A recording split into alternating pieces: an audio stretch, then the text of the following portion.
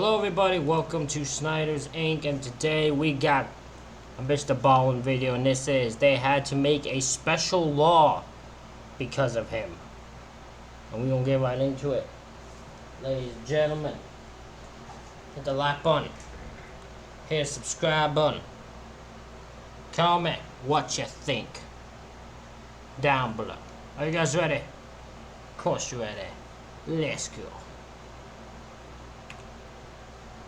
Late at night on August 15th, 2019, two police officers in England were driving in an unmarked police car along this narrow, winding road when all of a sudden, right in front of them, another car came bombing down the road towards them. And so both cars came to a screeching stop, and then one occupant from this other car got out of their vehicle, and one of the officers got out of their vehicle. What happened next was so horrific that a special law was passed to make sure it never happened again.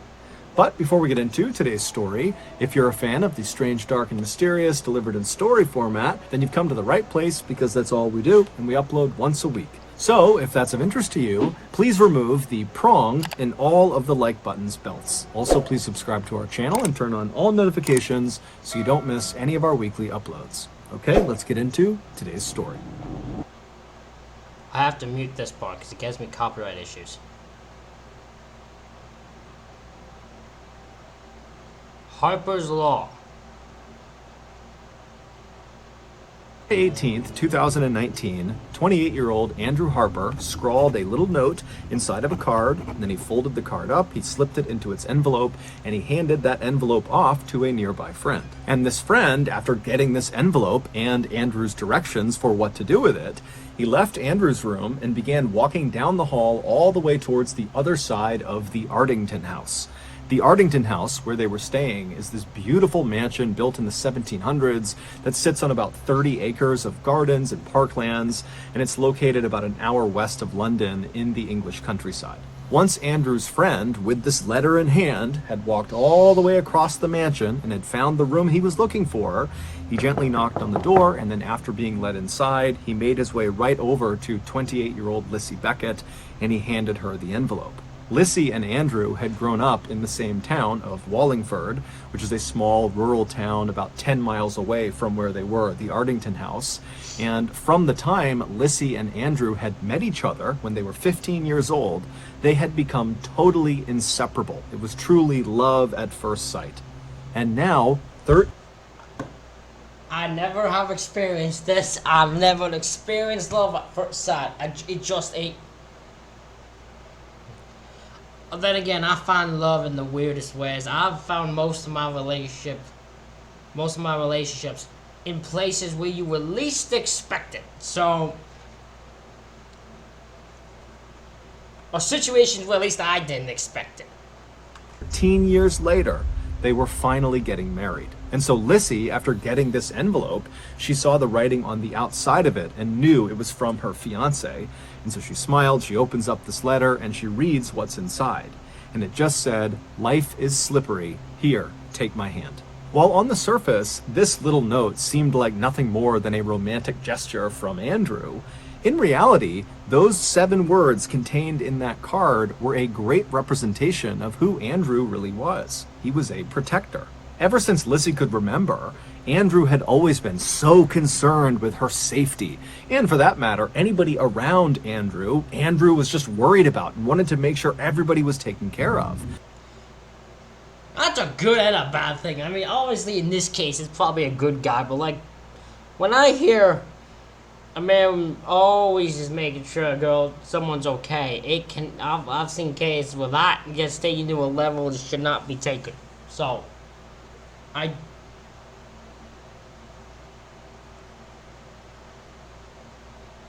mean, again, in this case, they're probably a good guy. I've seen that turn guys into not good guys.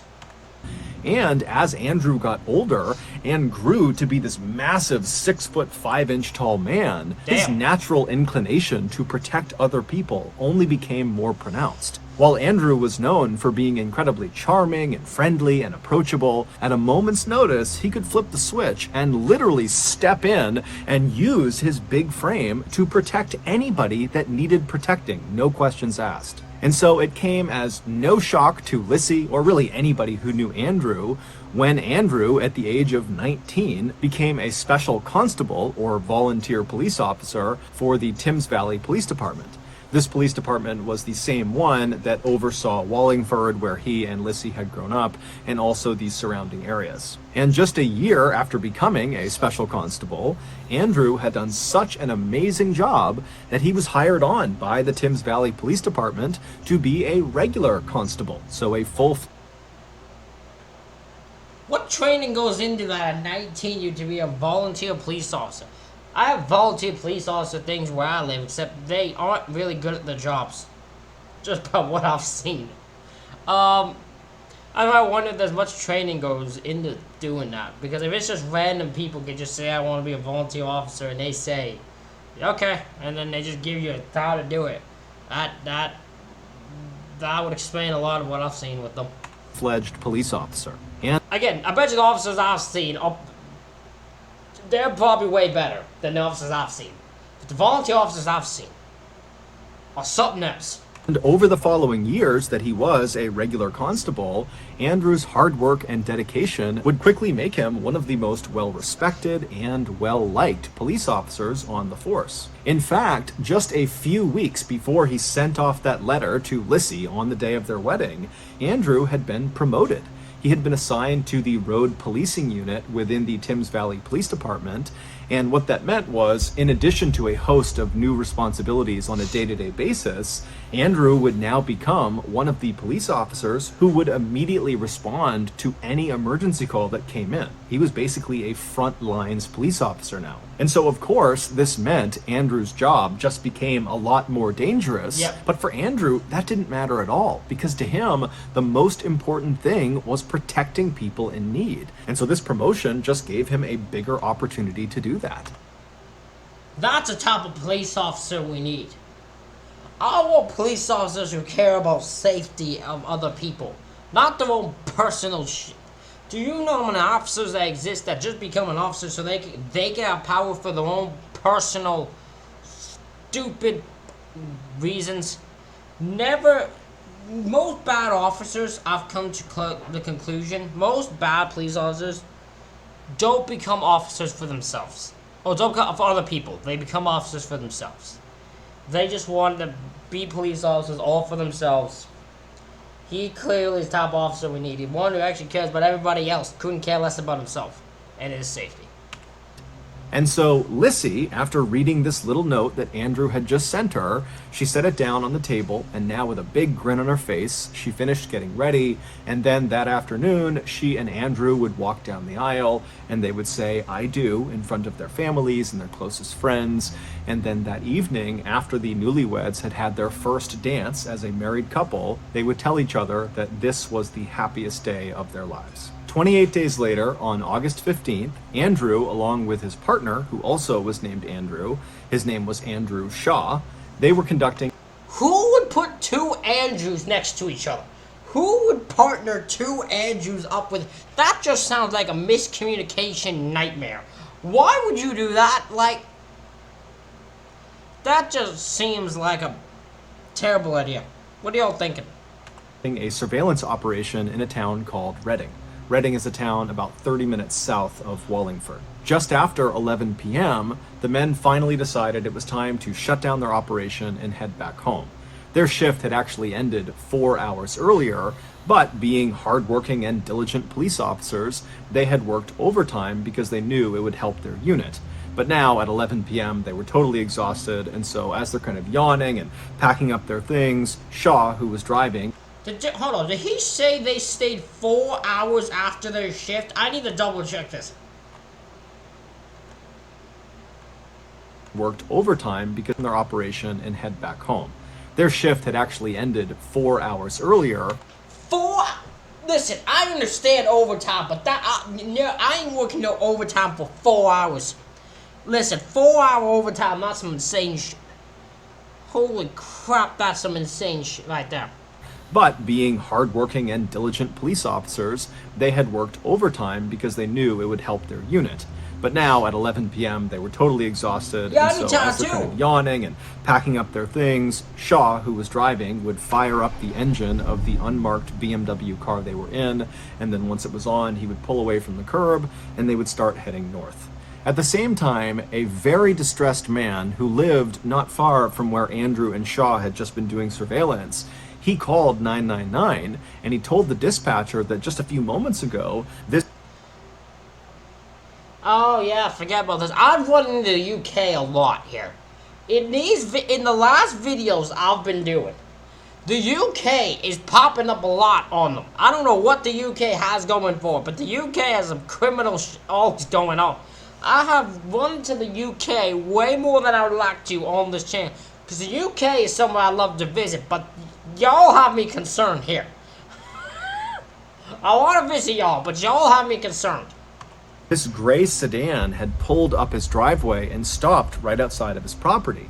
Now, this man's property was off of a road called Admore Lane, which was this winding one-lane country road that had very little traffic, and there was not that many properties off of it.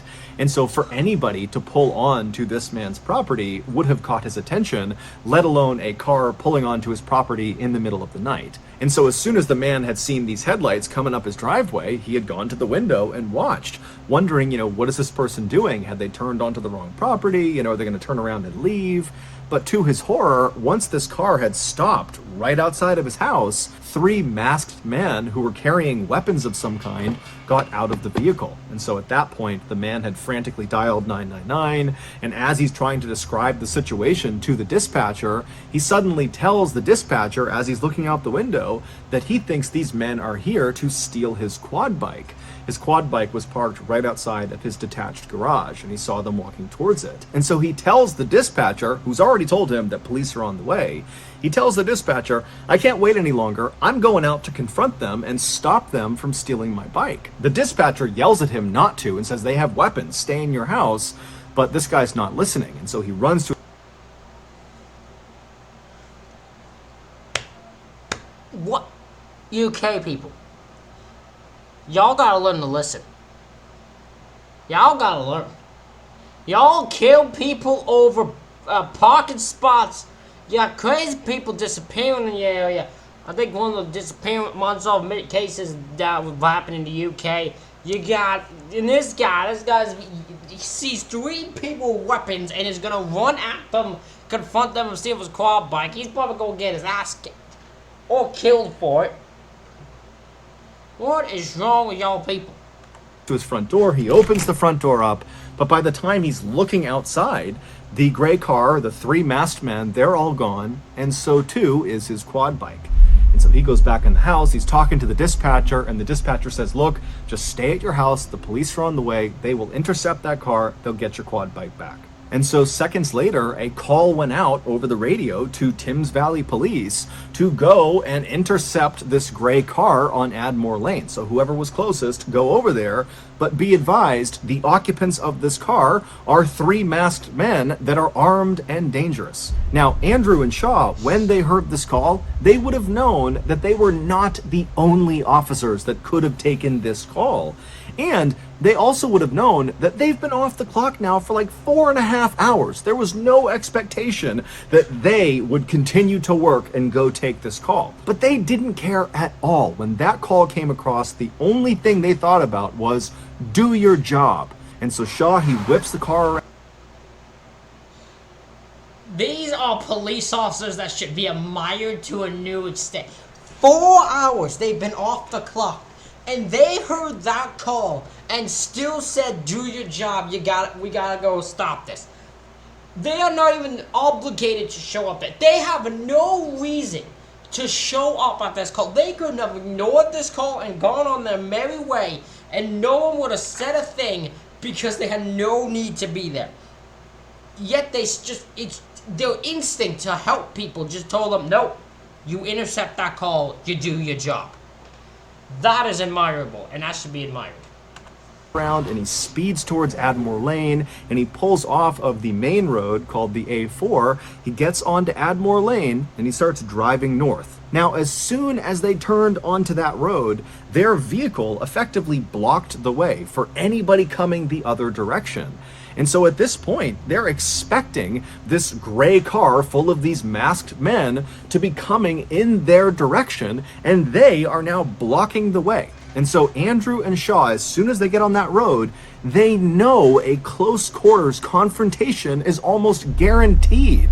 But when you listen to the dash cam footage from the front of their vehicle that picked up the voices of Andrew and Shaw as they turn onto this road, there is no nerves, there's no fear, there's no hesitation. They are calm as can be. This is what they have trained for. They were ready. And so Shaw, he's making his way up this winding road. It's totally pitch black. The trees are practically on top of the road. It's like a tunnel of trees. And so they're driving along this road, and then all of a sudden, up in the distance, you can see on the dash cam footage, you see headlights bombing toward them. They're way off in the distance, and then all of a sudden, that car, these headlights, they come flooring out right in front of them, and both cars come to a screeching stop. You can hear the screeching of the brakes on the dash cam footage. And so this car in front of them comes to a full stop, and Shaw, he stops, but then he moves up just a little bit closer before fully stopping the car. And so now the two cars are only maybe 10 or 15 feet apart. At this point, it's important to understand that the vehicle that Shaw and Andrew were in was an unmarked car,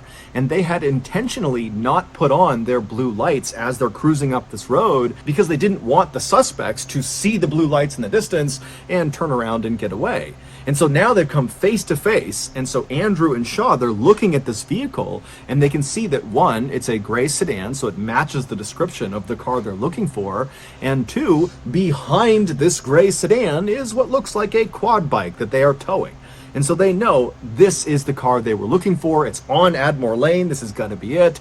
And so Shaw, he flips on the blue lights, and Andrew, who's in the passenger seat, he opens the door and begins yelling at the occupants to stay where they are. But they don't listen, because now the masked men in the gray car, they know they've been caught. There's police right in front of them. And so suddenly, one of the masked men in the back seat of this car, he leaps out of the vehicle and he runs around to the back of the gray car and he unhooks the quad bike, and then the gray car, without even waiting for this third masked man to get back inside, it just begins driving forward on the left side of Shaw. Oh my god, so the guy was... It's almost like they planned to ditch him. They're like, get out and go unhook the quad bike.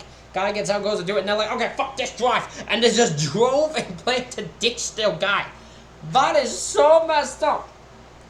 That is so messed up, man. Shaw and Andrew basically trying to drive around them, despite the fact there's nowhere to drive. It's a ditch on either side of the road. But obviously, these guys are desperate and willing to do anything to get away. And so this gray car has driven down into this ditch before Andrew and Shaw could do anything. And then the third masked man, who's realizing he's being left behind, he starts running around the right side of the police car. So he's trying to go around the other way. And amazingly, as soon as the third masked man made it around to the back of the police car, the gray car somehow managed to pop out of the ditch and got back onto the road, and it starts driving away from Shaw and Andrew. And as they're driving away, the third masked man is just on the road running after them. And so Andrew, seeing an opportunity to potentially grab this third masked man that was out on foot, he jumps out of the police car, he turns, and starts running down the road after the suspects. And so Shaw, he doesn't have enough space on this road to turn around and drive after them. And so all he could do was put the car into reverse and then look over his shoulder and start driving in reverse after them. And so as Shaw is driving backwards... Please don't tell me Shaw runs over Andrew. Please don't tell me that. Shaw runs over... I would hate to buy that Shaw would run over... That would be an ending I would hate. I would feel so bad because of that. I don't think that's the case, but I hope that's not the case either. I would feel so bad for Shaw. Down this road, he can see out of his rear window Andrew, who is chasing the third masked man, who is chasing the gray car. And so we can see all this happening out his back window. And then something totally strange that just defied logic happened. The third masked man suddenly leaps as if he's trying to jump into the moving car. And at the same time, Andrew, who's closed the distance on him, kind of lunges for the third masked man. And then just as suddenly as these two maneuvers have happened, both men just vanish, and then the gray car just drives away and disappears. And so Shaw, he's watching this happening, and he has no idea what he's just witnessed. He's thinking, where did Andrew go? Where'd the third masked man go? What's happened? But he still can only drive in reverse, and so he's just driving and driving, and then finally he reaches a point in the road that's just wide enough that he's able to turn the car around, and as he's doing that, you hear over dispatch that someone is asking Shaw, what's going on? Where are you? And all Shaw is able to say is, my partner, Andrew, has gotten out of the vehicle and I lost him. I don't know where he is. And so after Shaw has turned the vehicle around, he begins driving, now facing the proper direction. And as he's driving down this creepy dark road, you don't see anything. It's eerily quiet. Andrew's nowhere to be found. The car is nowhere to be found. The third masked man, there's no one. And so Shaw is just driving down the road, hoping that as he makes one turn or the next, he's gonna see his partner just kind of running on the road somewhere, but he doesn't. But as he's driving along, what Shaw didn't realize was that there were things in the road that belonged to Andrew. They were kind of small, so he didn't see them, but the footage would later reveal that it was almost like there was this trail of Andrew's things kind of littered all over the road. There was his wallet, and there was his badge, and there was his license and other ID cards, and then there was his glove, and then there was this piece of plastic that looked like it belonged on Andrew's. I know what happened.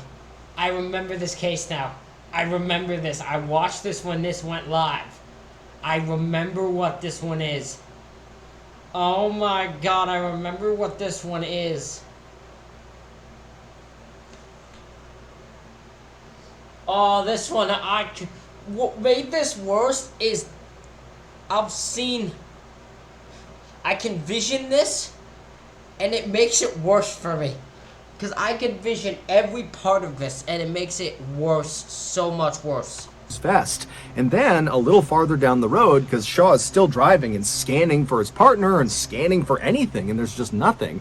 As he's driving along, he would, in real time, notice something of Andrew's, and it was Andrew's stab vest that he wore over his chest. And so he stops the vehicle and he gets out, and again, he's on this totally pitch black road where it's weirdly quiet, and he's walking up and he grabs the vest, he comes back into his vehicle and he puts it down inside of his car, and at this point, over the radio, people are asking Shaw, what's going on? Where are you?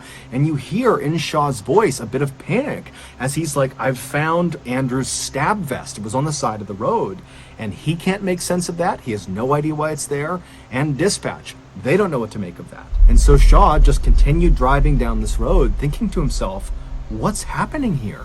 Meanwhile, less than a mile away at the end of Admore Lane, where it joined up with A4, which is where Andrew and Shaw had originally come in, two other Thames Valley police cars had arrived at that intersection. They had gone there specifically to try to intercept this gray car as they fled. And so they're sitting at this intersection and they're looking up Admore Lane and they see headlights bombing towards them. It's the gray car, and the gray car comes speeding out onto A4. It makes a hard turn and it speeds away from these two police cars. And so one of these two police cars that were waiting out on the A4, one of them takes off following the gray car. But the other police car, they stay right there because unbelievably, they had just spotted Andrew. It would turn out when Shaw first put the BMW into reverse and he began going in reverse towards his partner who was chasing the third masked man who was chasing the gray car, when he was doing that and he was watching out his back window and he saw the third masked man jump and then disappear and then Andrew disappeared, that was not a figment of his imagination. That really happened. The third masked man had attempted to jump into the moving vehicle, and he had been successful. As for Andrew, why he suddenly vanished, the reason for that is truly horrific. The three masked men were 18-year-old Henry Long and 17-year-olds Albert Bowers and Jesse Cole.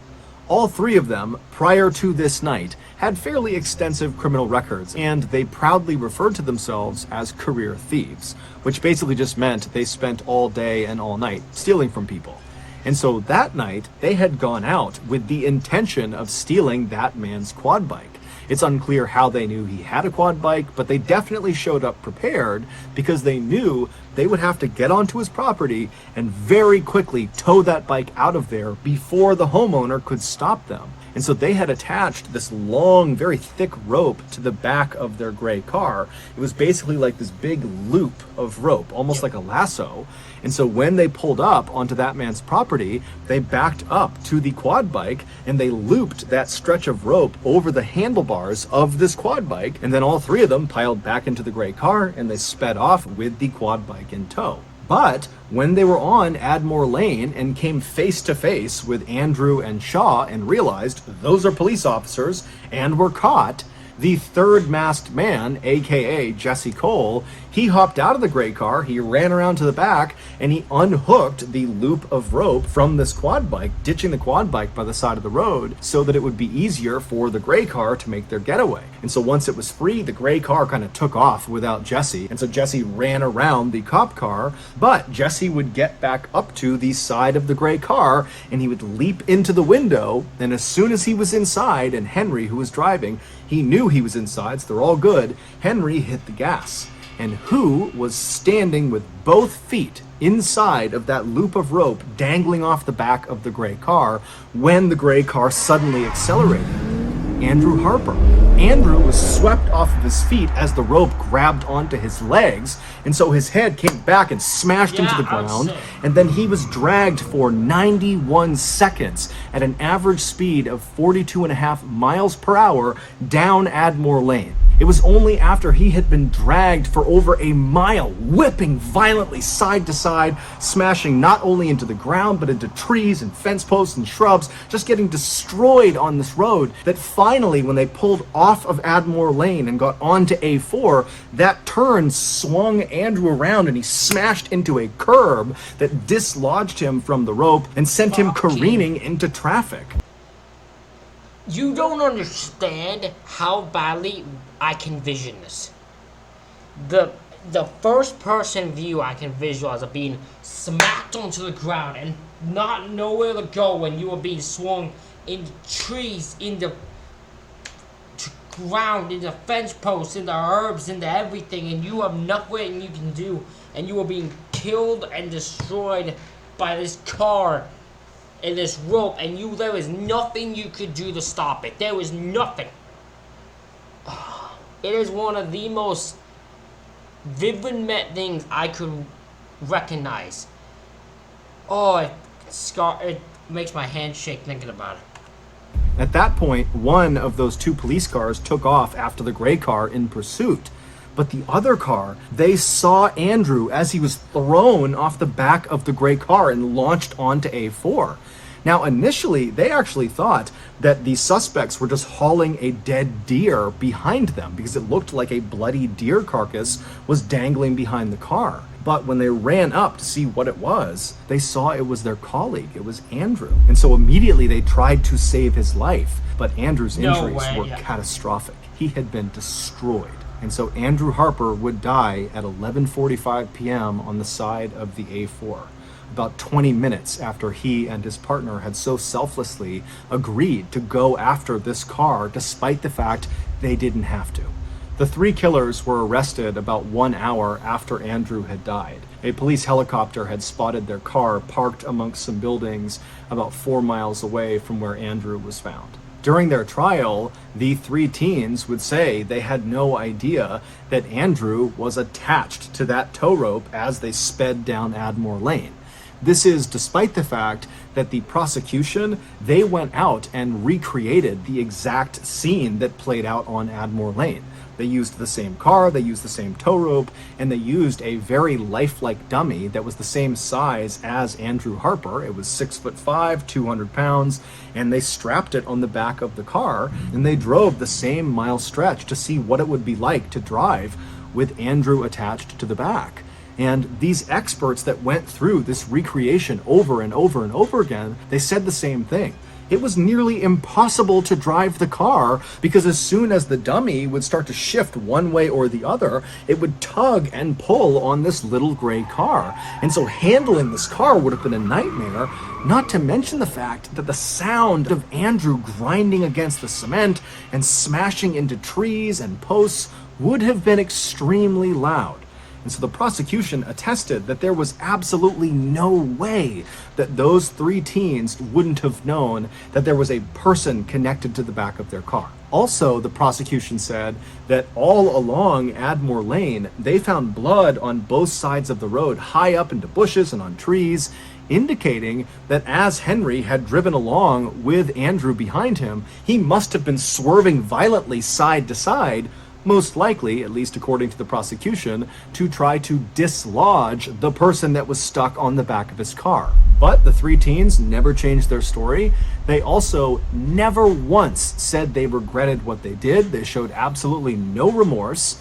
And when the verdict was read, and these three teens were not found guilty of murder. They were found guilty of manslaughter, but everybody knew that was significantly better because the sentences were so much shorter. When that verdict came back, these three teens were punching the air and cheering and laughing, just making a complete spectacle out of it. And then after being led out of the courthouse with the devastated family of Andrew Harper basically watching them, they were smirking and smiling at the cameras and waving and just treating the whole thing like it was one big joke. Still to this day, none of them have apologized or expressed any regret or remorse about what happened. In fact, two of the killers, Jesse and Albert, they've come out publicly and said they're going to write a book about this crime, about killing Andrew Harper. What are you gonna write a book about? Oh man, you'll never know the feeling of having this defenseless guy, like, you'll never know the pain we went through as this guy was standing in a car and we were smashing him into trees and that. You'll never know our pain. We were the victims all along because this guy had to attach himself to our car. I can honestly I can visualize the stupidity these two guys are gonna. I want to read this book. Let me know when it's out. I want to read the stupidity of this book. And there's no indication that this book is being written because they feel bad. It's almost certainly being written because it's an opportunity to make money. Yep. Following the verdict, Andrew's wife, Lissy, who was totally devastated not only by the loss of her husband, but also by what she viewed as total injustice with regards to the fact that these three killers had not been convicted of murder. She would go on to lobby for years to pass a brand new law called Harper's Law that would give an automatic life sentence to any criminal that killed an emergency worker while they were committing a crime, meaning this law would not differentiate between whether it was manslaughter or murder. If you killed an emergency worker while committing a crime, you're going to jail for life. And this year, Harper's Law was passed. However, it will have no effect on the sentences of Andrew Harper's killers. Henry would be sentenced to 16 years in prison, and the other two, Albert and Jesse, would be sentenced to 13 years in prison each. All three of them will be eligible for parole by the time they are 28 years old, which is the same age that Andrew was when they killed him. So that's going to do it. This story, breaks my heart every time I hear it. Because this is a guy who had just gotten married. 28 days later, his life is taken by these three men who have no care, no remorse, no second thought. They were fine that they killed them. They were smiling, throwing hands, and they writing a book, just trying to make money off of the fact they killed someone and they got away with it, and they're getting manslaughter, not murder. Ugh. Ladies and gentlemen, let me know what you think of this story in the comment section below. Hit the like button, hit the subscribe button. Thank you all for watching. I'll see you all for the next one.